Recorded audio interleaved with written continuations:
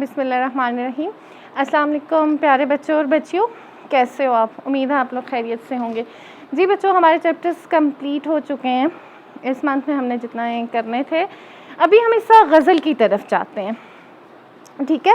لیکن غزل پڑھنے سے پہلے ہمیں یہ پتہ ہونا چاہیے کہ غزل کیا ہے, ٹھیک ہے. ردیف کسے بولتے ہیں, قافیہ کیا ہے, مطلع کیا ہے, مقطع کیا ہے, تشبیہ کیا ہے, استعارہ کیا ہے, مجاز مرسل کیا ہے, کنایہ کیا ہے.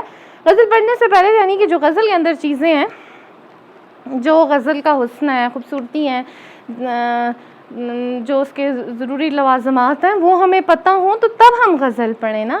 تو جی بچوں, آج کا ہمارا لیکچر اسی ٹاپک پہ ہے. سب سے پہلے تو ہم دیکھتے ہیں کہ غزل کیا ہے. اب غزل کی تعریف, ٹھیک ہے. دیکھیں, غزل مقبول ترین صنف ادب ہے. عام طور پر شعراء اس صنف میں اپنے خیالات پیش کرتے ہیں. لغت میں, اب لغت یعنی کہ ڈکشنری میں جو ہے, غزل کے معنی عورتوں سے باتیں کرنا کے ہیں. یعنی ایسی صنف سخن جس میں عورتوں کا تذکرہ ہو یا ان سے پیار و محبت کی باتیں کی جائیں, غزل کہلاتی ہے. اب یہ لفظ کہاں سے نکلا ہے, اس بات پہ بات کرتے ہیں. یہ لفظ غزال سے نکلا ہے, جس کا مطلب ہے جب شکاری کتے ہرن کے پیچھے لگتے ہیں تو وہ جو درد بھری آہو کی آواز, چیخ, جو یعنی کہ وہ آہو کی جو چیخ ہوتی ہے, وہ جو آہو کی آواز نکالتی ہے, اس سے مراد بھی غزل لیا جاتا ہے. یعنی کہ کیا ہے غزل؟ ایک تو جب عورتوں سے پیار و محبت کی جو باتیں کرنا ہے وہ بھی غزل کہلاتا ہے, اور وہ جو ہرن آہو کی جو درد بھری آواز نکالتی ہے اس سے بھی غزل مراد لیا جاتا ہے, ٹھیک ہے. اب غزل میں کم سے کم اشعار کتنے ہوتے ہیں؟ 5. کم سے کم 5 اشعار پہ غزل مشتمل ہوتی ہے, اور زیادہ کی کوئی تعداد مقرر نہیں. اس سے زیادہ اشعار پہ بھی مشتمل غزلیں ہیں, ہم آپ نصاب میں بھی آپ لوگ دیکھ سکتے ہیں. غزل کا پہلا شعر مطلع کہلاتا ہے, ٹھیک ہے. غزل کا پہلا شعر کیا کہلاتا ہے؟ مطلع. یعنی مطلع طلوع, جس طرح سورج طلوع ہوتا ہے, دن کا آغاز ہوتا ہے, تو اسی طرح سے غزل کا جو ابتدا ہے وہ مطلع سے ہوتی ہے. یہ آگے ہم مطلع پڑھیں گے بھی, میں آپ کو ساتھ مطلع مقطع یہ ساری چیزیں بتا بھی دیتی ہوں ساتھ, آگے ہم اس پہ ہی بات کرتے ہیں. پھر غزل کا جو آخری شعر ہوتا ہے جس میں شاعر اپنا تخلص استعمال کرتا ہے, مقطع کہلاتا ہے, ٹھیک ہے. مقطع قطع سے نکلا ہے. ختم, اختتام یعنی کہ جہاں پہ ہو رہا ہے, جس میں شاعر اپنا تخلص جو شاعر کا کلمی نام ہوتا ہے وہ استعمال کرتا ہے, تو اسے مقطع بولتے ہیں, اور یہ غزل کا آخری شعر ہوتا ہے, ٹھیک ہے. غزل کے ہر شعر میں احساس اور انسانی تجربہ موجود ہوتا ہے, ٹھیک ہے. غزل کے ہر شعر کا موضوع مختلف ہوتا ہے. یعنی کہ جس طرح سے نظم ہوتی ہے نا بچوں, نظم پہ جب ہم بات کریں گے وہ بھی ڈیٹیل سے بتاؤں گی. نظم میں تو یہ ہوتا ہے مسلسل ایک ہی خیال بیان کیا جا رہا ہوتا ہے, لیکن اس کے برعکس غزل میں کیا ہوتا ہے, غزل کے ہر شعر کا موضوع مختلف ہوتا ہے. یعنی ایک شعر میں ایک خیال پیش کیا جا رہا ہے, دوسرے شعر میں دوسرا خیال پیش کیا جا رہا ہے, تو یہ غزل ہے, ٹھیک ہے. پھر ردیف, قافیہ, تشبیہ, استعارہ, روزمرہ اور محاورہ غزل کا حسن اور زیور ہیں. یعنی ان چیزوں کے بغیر غزل نامکمل ہے. یعنی غزل کے یہ ضروری لوازمات ہیں, ردیف, قافیہ, تشبیہ, استعارہ, روزمرہ, محاورہ, یہ غزل کے ضروری لوازمات ہیں. ان سے غزل کی خوبصورتی میں اضافہ ہوتا ہے, حسن میں اضافہ ہوتا ہے. غزل کے لیے مضمون یا موضوع کی کوئی قید نہیں, اس میں ہر قسم کے خیالات سما سکتے ہیں. اب یعنی کہ کوئی بھی کسی بھی موضوع پہ غزل لکھی جا سکتی ہے, کوئی قید نہیں کہ یہ موضوع ہونا چاہیے, یہ نہیں ہونا چاہیے, ہر موضوع پہ غزل لکھی جا سکتی ہے. اور اس میں یہ عشق حقیقی اور عشق مجازی دونوں کا ذکر موجود ہوتا ہے. اب یہ آپ کو سمجھ آ گئی کہ غزل کیا ہے. اب پہلے ہم نے بات کی غزل کا, جیسے پہلا شعر ہوتا ہے مطلع, تو اب ہم مطلع کیا ہے, مطلع دیکھیں, مطلع بولتے ہیں غزل کا جو پہلا شعر ہوتا ہے وہ مطلع ہے. اب جس طرح سے دیکھیں, یہ سورج طلوع ہوتا ہے, سورج طلوع ہوا, دن کا آغاز ہوا, یہ لفظ بھی طلوع سے ہی نکلا ہے. سورج طلوع ہوتا ہے تو دن کا آغاز ہوتا ہے. اسی طرح سے مطلع سے غزل کا آغاز ہوتا ہے. اب مطلع کیا ہوتا ہے؟ مطلع بولتے ہیں غزل کا جو پہلا شعر جس میں دونوں مصرے یعنی کہ غزل کا جو پہلا شعر ہوتا ہے اس کے دونوں مصرے ہم قافیہ اور ہم ردیف ہوتے ہیں. اس کے برعکس غزل کا جو دوسرا شعر ہے، تیسرا شعر ہے، اس میں صرف مصرع ثانی جو دوسرا مصرع ہوتا ہے اس میں قافیہ اور ردیف پائے جاتے ہیں. لیکن مطلع کی پہچان کیا ہوگی؟ اب ذہن میں یہ بات رکھنے کی ہے. مطلع کی پہچان یہ ہوگی کہ مطلع کے دونوں جو مصرے ہیں بچوں وہ ہم قافیہ اور ہم ردیف ہوں گے. اور جو عام اشعار ہوتے ہیں غزل کے، جس میں شعر نمبر 2، شعر نمبر 3، شعر نمبر 4 جو بھی اشعار ہیں ان کا صرف دوسرا مصرع جو ہے ہم قافیہ اور ہم ردیف ہوں گے، لیکن مطلع کے دونوں مصرے ہم قافیہ اور ہم ردیف ہوں گے. ان کیس بعض غزلیں ایسی بھی ہیں جس میں مطلع کے دونوں مصرے ہم قافیہ اور ہم ردیف نہیں ہوتے، تو اس کو کیا کہا جاتا ہے؟ حسن مطلع. یہ آپ ذہن میں رکھنے کی بات ہے.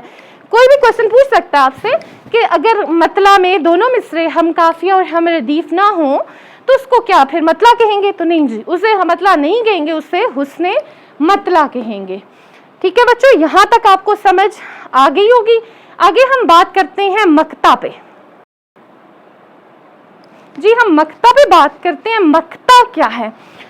جیسے کہ میں نے آپ کو بتایا مقطع جو ہے لفظ نکلا ہے قطع سے. ٹھیک ہے، قطع ختم کرنا یعنی کہ اختتام کرنا.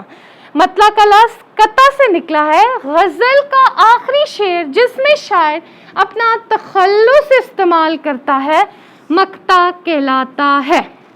ٹھیک ہے، شاعر اپنا تخلص استعمال کرتا ہے تو وہ کیا ہوتا ہے؟ مقطع ہوتا ہے. اب جس طرح سے یہ میں نے آگے وہ تخلص بھی بتا دیتی ہوں اور یہ مثال بھی مقطع کی بتا دیتی ہوں. یہ آگے تخلص کیا ہے یہ بھی میں آپ کو ساتھ بتاتی ہوں. ادھر آگے بات کرتے ہیں اس پہ. اب جس طرح سے ان کیس یہ آ جائے کوشچن ہے ایک کہ اگر غزل کا آخری شعر ہو اور شاعر اس میں اپنا تخلص استعمال نہ کرے تو کیا اسے مقطع کہیں گے؟ نہیں جی، مقطع کے لیے لازمی ہے کہ اس میں شاعر اپنا تخلص استعمال کرے.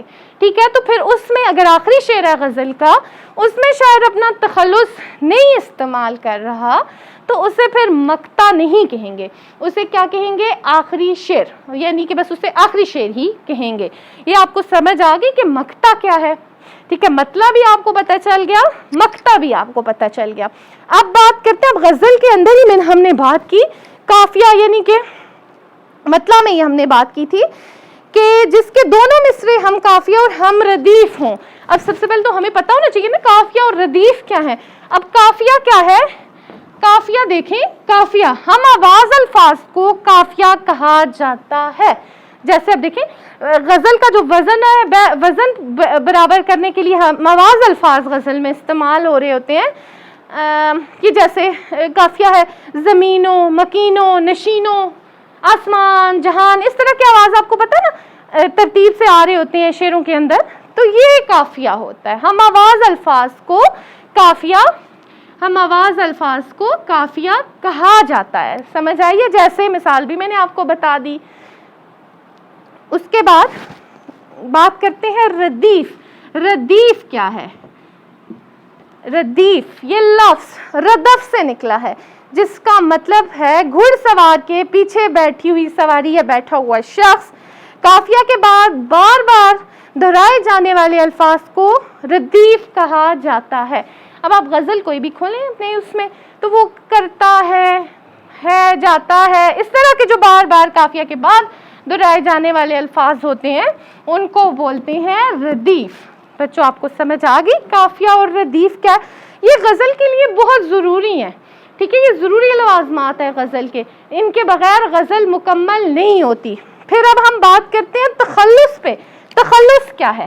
ٹھیک ہے، تخلص ہے وہ مختصر نام یا کلمی نام جو شاعر اپنے اصل نام کی بجائے شعروں میں استعمال کرتا ہے، وہ تخلص ہوتا ہے. یہ شعر اب آخری شعر میں ہی استعمال ہوتا ہے. اب تخلص یعنی کہ شاعر کا جو کلمی نام ہوتا ہے، مختصر نام ہوتا ہے جو وہ اپنے شعروں میں استعمال کرتا ہے، پورا نام نہیں استعمال کرتا. جیسے مرزا اسد اللہ خان غالب کا پورا نام مرزا اسد اللہ خان غالب تھا لیکن وہ مختصر نام غالب استعمال کرتے ہیں. الطاف حسین حالی کا پورا نام الطاف حسین حالی تھا لیکن وہ حالی استعمال کرتے تھے، یہ ان کے تخلص تھے. میر تقی میر، تو وہ اپنا تخلص کیا استعمال کرتے تھے؟ میر. یہ تخلص ہیں. سمجھ آئی آپ کو بات؟ تو تو یہ شاعروں کے یعنی مختصر اور کلمی جو نام ہوتے ہیں وہ تخلص ہوتے ہیں. اب تخلص کی مثال دیکھ لیں. ایک تو یہ مثال مقطع کی بھی آ جاتی ہے. مقطع یعنی یہ غزل کا آخری شعر بھی ہے اور یہاں پہ تخلص بھی استعمال ہو رہا ہے.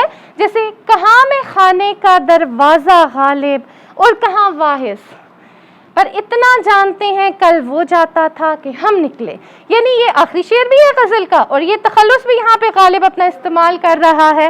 تو یہ تخلص کی مثال ہے. آپ کو سمجھ آ گئی ہوگی کہ تخلص کیا اور مقطع کیا ہے. ٹھیک ہے. پھر جی اس کے بعد بچوں ہم بات کرتے ہیں شعر. ایسے اب شعر ہمیں پتہ ہونا چاہیے کہ شعر کیا ہے. ٹھیک ہے. شعر ایسے ہم وزن مصرے جو مل کر ایک مضمون ادا کریں. شعر کا لفظ شعور سے نکلا ہے، یعنی جو بات شعر میں کہی جائے وہ بولنے والا اپنے شعور سے کہے، عقل سے کہے. وہ کلام موضوع جو بمقصد ہو، ایک خیال کو ظاہر کرے، جس کے دونوں مصرے ایک ہی وزن میں ہوں، شعر کہلاتا ہے. جی بچوں آپ کو سمجھ آ گئی کہ شعر کیا ہے، وزن کیا، شعر کیا ہے، تخلص کیا ہے، ردیف، قافیہ، مطلع، مقطع کیا ہے. ٹھیک ہے. آگے ہم بات کریں گے وزن کیا ہے، بیر کیا ہے. یہ چیزیں ساری میں تشبیہ، استعارہ، مجاز مرسل، کنایا، صنعتیں ساتھ ڈسکس کریں گے. جو غزل کے اندر جو چیزیں وہ ساری پڑھ کے پھر ہم غزل کی طرف جائیں گے. امید ہے بچوں آپ کو ان چیزوں کی سمجھ آ گئی ہوگی جو ہم نے آج پڑھی ہیں. تو ہوم ورک میں آپ نے آج کیا کرنا ہے، جسٹ آپ نے مطلع کی ایک مثال لکھ دینی ہے، مطلع کی تعریف اور مقطع کی تعریف، ساتھ ان کی ایک ایک مثال کاپی پہ نوٹ کر لینی ہے. اور یہ جو میں نے پڑھایا ہے لیکچر، جسے آپ نے لازمی ریوائز کرنا ہے. تو بچوں اپنا بہت سا خیال رکھیے گا. ٹھیک ہے. دعاؤں میں یاد رکھنا اور پڑھائی کی طرف توجہ دینی. یہ آپ کے پاس ٹائم ہے پڑھنے کا، گھر میں ہیں، سکون سے ہیں، تو پڑھائی کی طرف توجہ دیں. اللہ حافظ بچوں.